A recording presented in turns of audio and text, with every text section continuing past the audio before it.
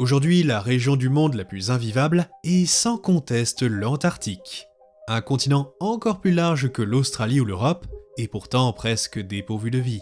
Il s'agit même du seul continent considéré comme inhabitable pour l'homme, ceci à cause d'un climat légèrement frisqué. Cela peut peut-être vous surprendre, mais l'Antarctique est aussi le continent le plus sec, bien plus que l'Afrique, ainsi que le plus froid et le plus venteux. Il n'est donc pas étonnant que la vie animale n'arriva pas à coloniser ce continent, et il est fort probable que même l'ours polaire ne puisse pas y vivre. Le plus grand animal terrestre natif n'est d'ailleurs pas plus gros qu'une mouche, puisque c'est une mouche, Belgica antarctica, une sorte de moucheron atteignant les 6 mm. Le truc, c'est que même eux sont restreints aux zones les plus clémentes du continent, tandis que l'intérieur des terres est tout simplement dépourvu de vie animale ou végétale. Vous n'êtes pas sans savoir que l'Antarctique est majoritairement recouverte de glace, donc difficile de faire pousser quoi que ce soit. Et l'épaisseur de ces glaciers est telle qu'à certains endroits ils peuvent atteindre les 4,8 km de haut et représentent près de 70% des réserves d'eau douce mondiales. Toutefois, il n'en a pas toujours été ainsi, et d'un certain point de vue, cela ne fait pas si longtemps que la glace emprisonnait la région. En effet, il y a seulement 34 millions d'années, à la fin de l'Éocène, ce continent n'était pas blanc, mais vert, grouillant de vie même, et ce jusqu'à l'arrivée de l'âge de glace. Mais bien que l'Éocène fut la dernière période où l'Antarctique était couverte de forêts, ce n'est pas à cette époque que la faune était la plus impressionnante. Pour cela, retournons encore plus loin dans le temps, à une époque bien avant l'âge des mammifères, avec un monde dominé par les dinosaures, le Jurassique. Bon, certes, le Jurassique n'est pas la période la plus trépidante niveau reptiles carnivores, mais patience les amis, patience. Disons plutôt que le Jurassique vit naître ce continent, avec la Pangée continuant de se scinder en morceaux, et l'Antarctique qui commençait gentiment à prendre son indépendance. Elle n'était alors attachée qu'à l'Australie, l'Inde et un petit bout du Gondwana. Et bien qu'elle fût plus au sud que les autres continents, elle n'était pas vraiment située au pôle sud comme aujourd'hui, mais plutôt comparable au sud de l'Argentine et du Chili. Donc ceci couplé au climat plus chaud du Jurassique, merci le CO2, fit que l'Antarctique était bien plus accueillante, celle-ci totalement dépourvue de glace et couverte de forêts. Bref, l'exact opposé d'à quoi elle ressemble aujourd'hui. À la place d'une terre glacée, rocailleuse et désolée, une végétation très riche s'y épanouissait, dominée par d'anciens conifères, fougères et bénétitales. Il s'agissait même d'un vrai petit paradis, avec moult rivières, lacs, torrents et marécages recouvrant sa surface. Or, vu que l'Antarctique était rattachée à certains continents, elle accueillit aussi de nombreux groupes, y compris ses premiers dinosaures connus au début du Jurassique. Cela peut en étonner certains, mais oui, il y a bien eu des fouilles en Antarctique. Ainsi, la formation la mieux étudiée est Hanson Hill. Non, pas ce Hanson-là, mais plutôt une zone située près du mont Kirkpatrick, datant du milieu du Sinémurien, vers 194 millions d'années. Aujourd'hui, la zone est légèrement inhospitalière, mais à l'époque, la région était bien plus chaude, avoisinant les 17-18 degrés en moyenne, comparable au sud du Chili. Comme dans de nombreux endroits du monde, divers célophysoïdes, néothéropodes et ornithischiens occupaient ces écosystèmes, ainsi que quelques masospondyles. Il s'agissait de l'une des premières familles de sauropodomorphes étant apparues et ne ressemblaient en rien aux Brachiosaurus. Ils étaient bipèdes et plutôt petits par rapport à leurs cousins, la plupart pas plus gros qu'un chevreuil. Mais d'autres étaient bien plus impressionnants, tels Glacialisaurus, pouvant dépasser les 6 mètres de long pour un poids comparable à l'éléphant d'Asie. Ces exemples illustrent bien la spécificité de l'Antarctique au Jurassique. Un monde un peu à part, avec d'anciens taxons de sauropodomorphes côtoyant d'authentiques sauropodes, ceux-ci hélas trop fragmentaires pour être décrits. C'est un peu comme si nous avions des espèces d'humains préhistoriques vivant parmi nous. Un autre aspect intéressant est la quantité d'insectes découverts dans cette formation avec un mix de coléoptères et de cafards. Mais la plus grande différence est que, aujourd'hui, l'Antarctique est plus ou moins le seul continent où vous n'avez absolument aucune chance de finir dans l'assiette d'un quelconque carnivore terrestre. Seulement, comme vous vous en doutez, au Jurassique c'était une toute autre histoire, car un prédateur géant hantait les forêts de Hanson Hill, le Cryolophosaurus, ou lézard à la crête gelée. cette bête fut découverte en 94 et aurait arpenté le sud du continent il y a environ 194 millions d'années. Malheureusement pour lui, les paléontologues sont de petits farceurs et le surnommèrent l'Elvisosaurus en raison de sa drôle de crête sur la tête. Sa structure osseuse fine et délicate indique qu'elle aurait eu la même utilité que la banane d'Elvis, le style. Toutefois, la comparaison avec le King s'arrête là, car il s'agissait d'un féroce carnivore et non d'un chanteur de talent. Enfin, peut-être, on ne sait pas, mais ça m'étonnerait. Dans tous les cas, c'était un beau bébé, le plus grand prédateur terrestre qu'ait connu l'Antarctique à notre connaissance, étant long de 7 mètres pour une demi-tonne. Il aurait même été le plus gros carnivore terrestre du Jurassique inférieur, devançant même le Dilophosaurus. Ironique quand on sait que l'Antarctique actuelle n'est peuplée que de boucherons. Équipé de longs membres puissants terminés par des griffes acérées, Cryolophosaurus aurait chassé plusieurs types de dinosaures différents, ceux-ci montrés par plusieurs spécimens ayant des marques de morsure. Mais il ne devait pas faire le difficile, et se serait aussi attaqué à des dimorphodontidés et des cynodontes, en particulier les juvéniles. Il semble même que d'autres Cryolophosaurus auraient aussi pu passer à la casserole, avec certains spécimens montrant des signes de cannibalisme et de charognage. Un cas assez particulier et plutôt rigolo serait un bébé qui aurait dégusté la carcasse d'un adulte. Adorable, n'est-ce pas? Ces multiples exemples de cannibalisme montrent aussi à quel point l'Antarctique était rude, et parfois pire qu'aujourd'hui. En effet, au sein de cette formation, les paléontologues découvrirent de grandes quantités de débris volcaniques, indiquant que de terribles éruptions secouaient la région à intervalles réguliers. Ceci aurait donc chamboulé ces écosystèmes, avec des coulées de lave et des pluies de cendres causant de nombreux incendies. Ces terres auraient souvent été ravagées, donc moins de ressources, donc des hécatombes récurrentes. Alors, cela peut sonner comme une catastrophe, mais ces éruptions eurent quelques effets bénéfiques sur le long terme, créant une région particulièrement fertile, ce qui joue un rôle majeur dans la richesse de ces écosystèmes. Mais ce n'est pas au Jurassique que l'Antarctique fut la plus intéressante. Avançons un petit peu dans le temps. À mesure que la Pangée continua à se disloquer, l'Antarctique dériva toujours plus au sud, et environ 20 millions d'années après Hanson Hill, l'Antarctique s'est séparé du reste du Gondwana. Puis 50 millions d'années plus tard, c'est au tour de l'Inde de prendre le large, tandis que l'Antarctique et l'Australie restèrent au sud. C'est plutôt marrant de se dire que ces deux continents qu'aujourd'hui tout oppose sont restés ensemble jusqu'à récemment entre guillemets. Ainsi, il n'est pas étonnant qu'elles partagèrent de nombreux animaux, et ce jusqu'au Crétacé supérieur. Pour finir, il y a 85 millions d'années, l'Antarctique se retrouva enfin toute seule, uniquement connectée par des ponts terrestres de temps en temps. L'Antarctique du Crétacé n'avait plus rien à voir avec celle du Jurassique inférieur, et avec un climat encore plus chaud et humide, la face du continent changea drastiquement. Les sédiments de l'époque indiquent un climat comparable à l'Europe, avec des étés dépassant largement les 25 degrés. La végétation était aussi bien différente, dominée désormais par les podocarpes, les conifères araucariacées et les futurs maîtres du monde végétal, les angiospermes, plus connus sous le nom de plantes à fleurs. À vrai dire, ces forêts auraient un peu ressemblé à nos forêts de Notophagus, donnant ceci. Ça change de l'Antarctique actuelle, pas vrai? Il existe toutefois un léger problème, les longues nuits d'hiver.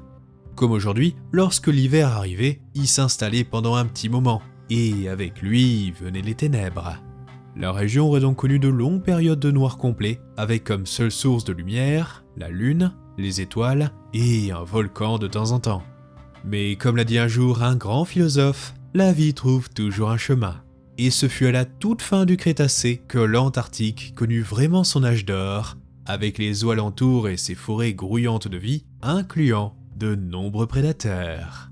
Toutefois, les animaux les plus communs étaient plutôt paisibles, tels l'Antarctopelta, un ankylosaure de taille moyenne, mesurant entre 4 et 6 mètres de long, pour un poids comparable à un petit bison.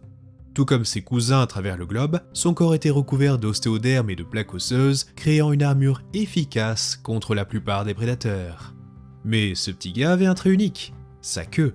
Contrairement à l'Ankylosaurus, Antarctopelta ne possédait pas de masse au bout de la queue, mais quelque chose d'encore plus terrifiant, une hache. Voyez-vous, lors de son évolution, les ostéodermes de sa queue s'aplatirent et s'allongèrent, devenant très tranchants et formant une sorte de Maquawittle, une arme iconique des civilisations amérindiennes. Imaginez une épée en bois incrustée de fragments d'obsidienne tranchants et qui, d'après certains récits de conquistadors, pouvait décapiter un cheval. Donc je vous laisse imaginer ce que ferait une version XXL fixée sur la queue d'un dino de 300 kg. Ce qui nous amène à la question, pourquoi aurait-il besoin d'une telle arme ?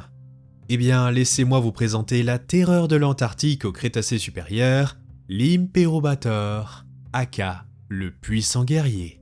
Superficiellement, il aurait un peu ressemblé à une sorte de grand raptor, mais le truc, c'est qu'il ne s'agissait pas d'un raptor, ni même d'un quelconque droméosaure, mais plutôt d'un unenguidé. Faisant historiquement partie des droméosaures, ces dinosaures furent récemment séparés pour former cette nouvelle famille. Et le plus connu serait donc l'Austroraptor, l'un des plus grands paraviens connus, en gros les dinosaures ressemblant à des oiseaux, avec une taille de 6 mètres pour 500 kg. Cependant, notre Impérobator était un peu moins impressionnant, dépassant à peine les 3 mètres de long, soit à peu près le gabarit des raptors du Jurassic Park. Néanmoins, contrairement à eux, il ne possédait pas cette unique griffe sur les pattes arrière, donc pas un raptor. Mais il était au moins aussi dangereux qu'eux, possédant un corps plus robuste, avec de puissants membres, et une gueule garnie de nombreuses dents extrêmement tranchantes, pouvant percer la peau d'un ankylosaure. Niveau adaptation, il est fort probable que l'Impérobator était recouvert d'un épais plumage, l'aidant à maintenir sa température durant les longs mois d'hiver, tandis que ses grands yeux lui permettaient de chasser dans le noir. Alors je ne sais pas vous, mais vivre dans le noir pendant des mois, tout en étant traqué par des pseudo-raptors affamés, c'est un putain de cauchemar. Et mauvaise nouvelle, ce n'était pas le seul monstre hantant ces forêts, car un autre prédateur, hélas non décrit, arpentait aussi l'Antarctique. Nous ne savons quasiment rien à cause du manque de fossiles, mais le peu que nous ayons semble indiquer qu'il mesurait 2,40 m de haut et était probablement un mégaraptorien. Autrement dit, l'un des pires dinosaures que vous puissiez rencontrer. Si vous n'avez pas vu la vidéo à leur sujet, imaginez une sorte de grand théropode armé de griffes géantes absolument cauchemardesques, parfaites pour empaler et trancher leur proie comme sur une broche à kebab. Ah et il n'était pas très grand pour des théropodes, donc expert pour traquer des proies de taille humaine. Après, je vous rassure, tous les animaux n'étaient pas aussi terrifiants, avec une grande diversité de petits herbivores ornithopodes, tels Morosurus et Trinisora, ainsi que des gavilliformes, Neornithes, Ornithurés et plusieurs genres d'Elasmaria. Toutes ces paisibles créatures formaient une certaine abondance d'herbivores, mais étaient bien loin des géants parcourant le reste du monde. Cependant, on découvrit tout récemment des preuves semblant indiquer que l'Antarctique comptait aussi des géants, des sauropodes. Pour être plus précis, les paléontologues trouvèrent un fragment de vertèbre, et pas n'importe quelle vertèbre, celle d'un titanosaure. Hélas, tout comme notre mystérieux mégaraptorien, nous n'avons aucune idée de son identité, hormis qu'il devait s'agir d'un lithostrotien. Les animaux de ce clade variaient grandement en termes de taille, certains proprement gigantesques, et d'autres juste très grands, mais pas tant que ça pour des sauropodes. Or, malheureusement, nous n'avons aucune idée de la taille de notre mystérieux géant de l'Antarctique. Outre tous ceux découverts, il est aussi probable que d'autres dinosaures occupaient ces terres selon les aléas du climat, et l'Antarctique aurait pu servir de point de passage entre l'Australie et l'Amérique du Sud.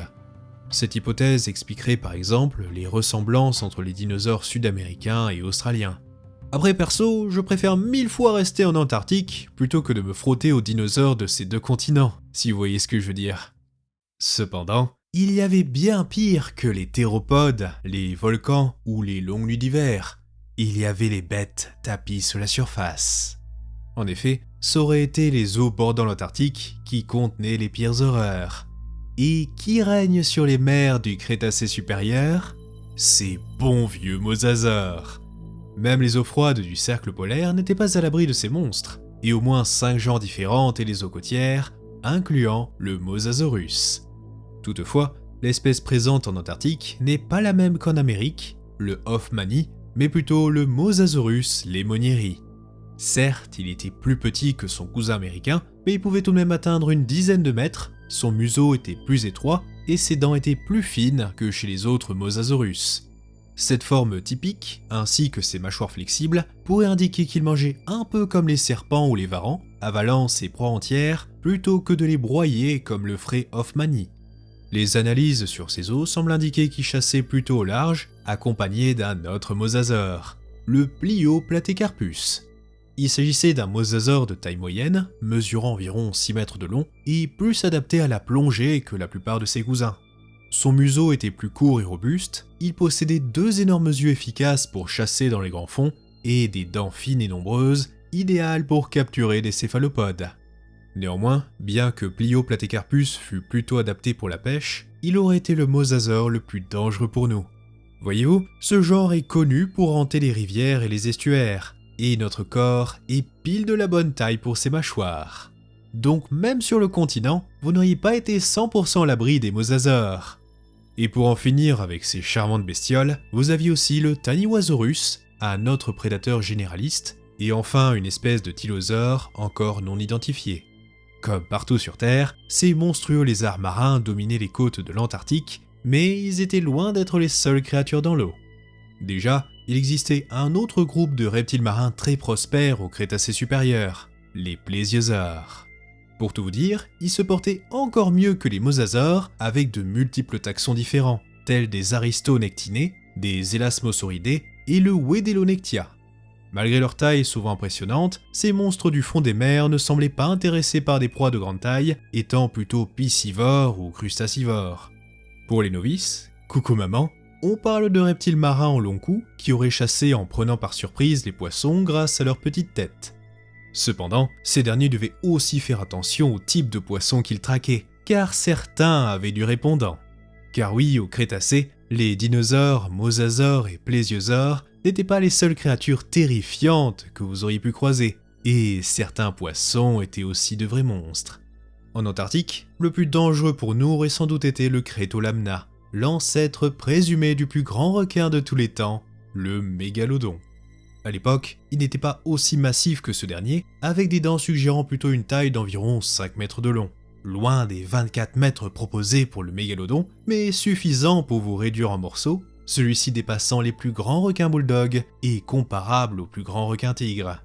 Comme tout bon requin carnivore, ses dents étaient designées pour trancher efficacement les chairs, mais elles étaient encore assez primitives, laissant penser à un régime plutôt opportuniste, et il aurait pu chasser tout ce qui passait à sa portée.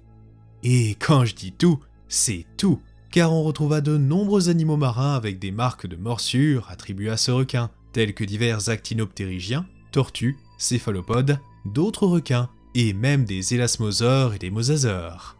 Le plus grand animal ayant été victime de ces requins aurait même mesuré 9 mètres de long, montrant à quel point Crétolamna était un morphale.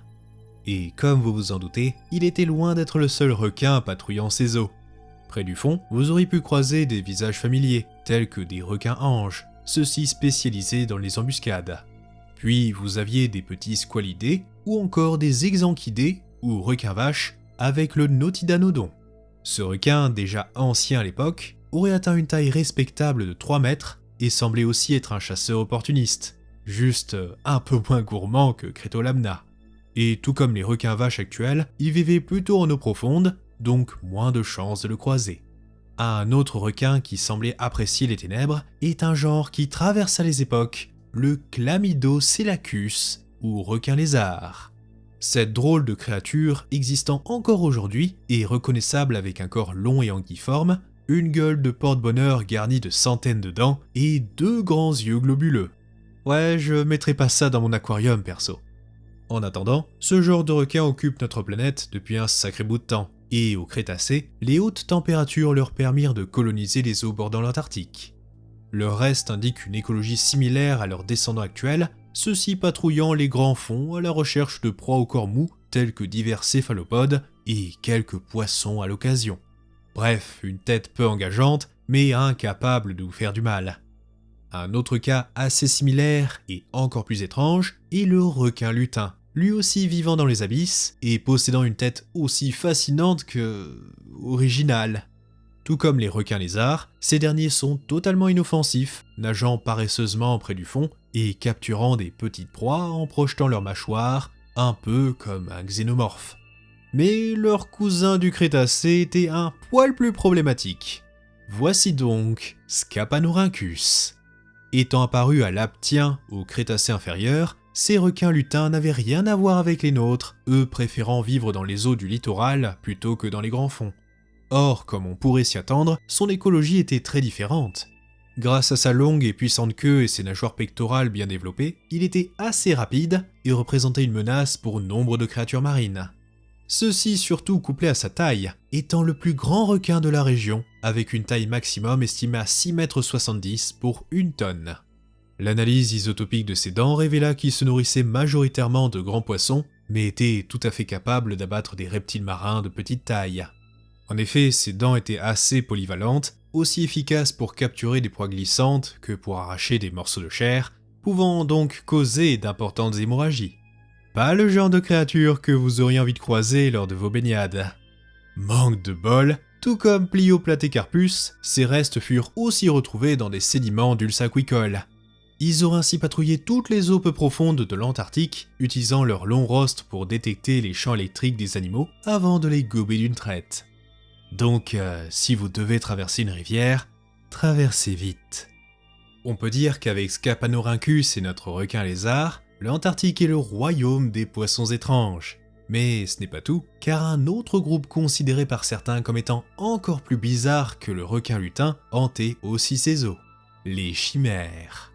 Il s'agit d'un groupe de poissons cartilagineux très anciens, n'étant ni des requins ni des raies. Au XXIe siècle, ces animaux sont plutôt rares et difficiles à observer, mais au Crétacé, ils étaient plutôt communs, étant à la fois plus diversifiés et beaucoup plus grands. Les chimères actuelles ne sont pas bien grosses, dépassant à peine 1 mètre de long. Mais au Crétacé, vous aviez des genres assez impressionnants, avec par exemple les Daphodons. Cette chimère géante pouvait atteindre les 3,43 m de long, faisant d'elle la plus grande vraie chimère connue. Et tout comme les requins lutins, la version préhistorique était autrement moins mignonne qu'aujourd'hui. Pourquoi ça ? Eh bien, outre son allure perturbante, les Daphodons possédaient une dentition hors du commun, constituée d'une sorte de grande plaque épaisse et coupante, me faisant un peu penser aux mâchoires du Dynceustéus. Ces sortes de cisailles étaient extrêmement résistantes, permettant à la fois d'écraser des carapaces et de couper net des morceaux d'animaux. Bon, ça fait déjà pas mal à encaisser, pas vrai ? Mais on est encore très loin du compte, et ce n'est même pas la moitié des étranges poissons de l'Antarctique préhistorique. Vous aviez aussi une sorte de barracuda géant avec l'Ancodus, ou encore le Sphenondus, un requin armé de centaines de grands dents acérées, parfaites pour la chasse aux céphalopodes, et comparable en taille à un requin bulldog. On pourrait encore continuer un moment, mais pour la faire courte, imaginez un mini-aquarium de l'enfer. Bien que cela puisse paraître cauchemardesque, cette situation convenait parfaitement à un autre groupe d'animaux, le troisième pilier du Mésozoïque, après les dinosaures et les reptiles marins, ces bons vieux ptérosaures. Il n'y a pas si longtemps, en 2019, un os métacarpe fut retrouvé sur l'île de James Ross, et il parut vite évident qu'il appartenait à un animal volant. Hélas, tout comme la plupart des animaux de l'Antarctique préhistorique, les os sont peu nombreux et difficile de dire à quel genre cet animal appartenait. Une chose est sûre cependant, on parle d'une belle bête, le plus grand animal volant qu'ait connu ce continent. En se basant sur cet os et la morphologie générale des ptérosaures du Crétacé supérieur, ce mystérieux animal aurait dépassé les 5 mètres d'envergure, aussi long qu'un éléphant. Ainsi, sachant que les Astarchidés, la famille de Quetzalcoatlus, dominaient les airs de l'époque, on peut imaginer qu'il était l'un d'entre eux, ce qui signifie au passage qu'il n'aurait peut-être pas chassé que des poissons. Allez, je pense qu'on a fait le tour. Pour conclure, bien que l'Antarctique ne soit pas connu pour sa faune très diversifiée, il y a 70 millions d'années, c'était un véritable petit paradis, ou enfer selon le point de vue. Mais sur un cruel coup du sort, l'âge d'or de ce continent s'arrêta net à cause d'un certain événement. Il y a 66 millions d'années, la Terre fut frappée par un certain caillou, et vous connaissez la suite. On pourrait se dire que l'Antarctique est quand même sacrément loin du Mexique, et que ce serait le meilleur endroit possible pour se réfugier. Malheureusement, même au pôle Sud, vous n'auriez pas fait long feu. Ce fut même le sujet de certains papiers où les scientifiques se demandèrent si la distance protégeait le continent. Pour cela, une étude en particulier se basa sur plus de 6000 fossiles d'animaux marins d'Antarctique, datés d'entre 70 et 65 millions d'années. Ces fossiles variaient grandement en termes de taille et d'espèces, certains étant de simples mollusques, d'autres des poissons, et enfin bien sûr des mosasaures géants. Et ils observèrent qu'après la météorite, à leur grand étonnement, la biodiversité marine avait quelque peu diminué avec environ 70% de pertes, soit comparable au reste du globe. Il fut proposé que même en Antarctique, vous auriez pu ressentir un séisme de magnitude 4, affronter un nuage de poussière comparable à une tempête de sable, un air surchauffé par l'explosion qui aurait embrasé le monde, et enfin une vague comparable au tsunami qui frappa le Japon en 2011. Et c'est, je le rappelle, à plus de 10 000 km du point d'impact.